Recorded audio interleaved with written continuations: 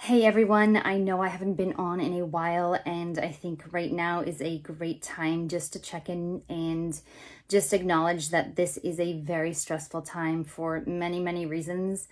I honestly could go on and on for hours today about all the things everyone is facing with this stay-at-home order. And, you know, everyone out there's got their own different issues, whether it's not working, having kids at home, worrying about finances, worrying about food, you name it, everybody's got something, if not all of them.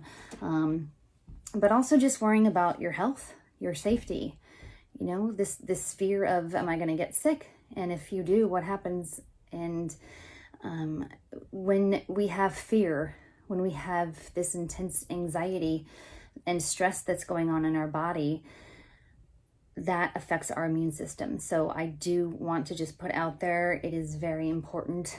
I know easier said than done, but very important just to stay mindful that as we stress and we have increased anxiety, it does affect our immune system. So I did want to just put that out there, talk about some ways in which you can start to manage your stress and anxiety. A lot of what we tell ourselves, what we think, has a real big impact on our bodies. So if you're telling yourself things like, constantly ruminating and telling yourself, oh my gosh, what if this happens? What if that happens? What if this happens? And, stressed about this, stressed about that. It makes sense. I get it. Right now there's a lot going on. Try to check yourself. Try to stop the thoughts if you become aware of them and just take a minute, breathe, close your eyes for a minute, take a few deep breaths, and actually ask yourself, what do you have control over? There's a lot of things you have no control over. I get that. And those things are scary.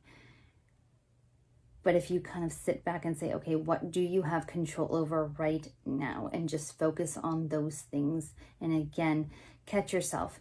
Most people are breathing up here. They're breathing in their chest and they're breathing really shallow. So if you can just check yourself, take a big deep breath. It actually helps sometimes if you close your eyes and internally count 1, 2, 3, 4 in, and then hold the breath for 4, and then exhale for 4, hold it for 4, inhale for 4, and again hold it for 4, exhale for 4. It's in the counting, right? It's in you actually counting in your mind while you're breathing in, holding the breath, breathing out, holding the breath. Just doing that maybe for 3 to 5 minutes, it really does calm you down and can help you refocus. Now that's just physiologically trying to calm yourself down. But if we're also looking at things that are out of your control. I know most of you on here who are part of my Facebook page, you're struggling with food and body image, and a lot of eating disorders, they're about control. You're trying to control something. You're feeling out of control. And so this can be a major trigger for your eating disorder symptoms to come back if you've been in recovery, or for them to get worse if you're still engaging in your behaviors. So I just wanted to put that out there.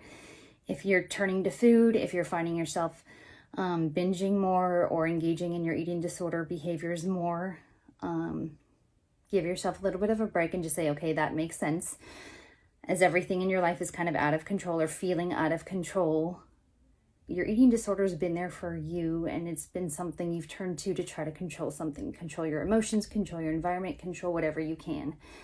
So just be mindful and aware that that is probably what's going on. There's a lot of triggers right now for people who are staying at home. If you've been someone who's used exercise and the gyms are closed, or you feel like you can't get out and move, this could be a major, major trigger for lots of eating disorder thoughts or fears about gaining weight, fears about, all sorts of things with, not being able to control that. So I want to really encourage you right now to get out your journals, Write about all the things you're feeling, all the things you're thinking about. Really be aware of how this is all impacting you. And then just be really kind to yourself. There's a lot, like I said, a lot going on.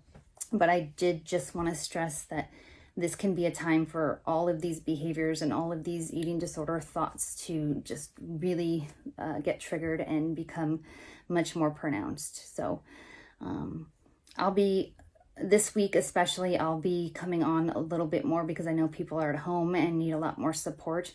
If you have any questions or comments, put them below. I'll be checking in more and answering questions. And if there's any topics that you want me to cover, please put them down below and I'll make sure to cover them this week. Okay, hang in there, guys. I know this is rough, and I'll be reaching out more. Okay, bye.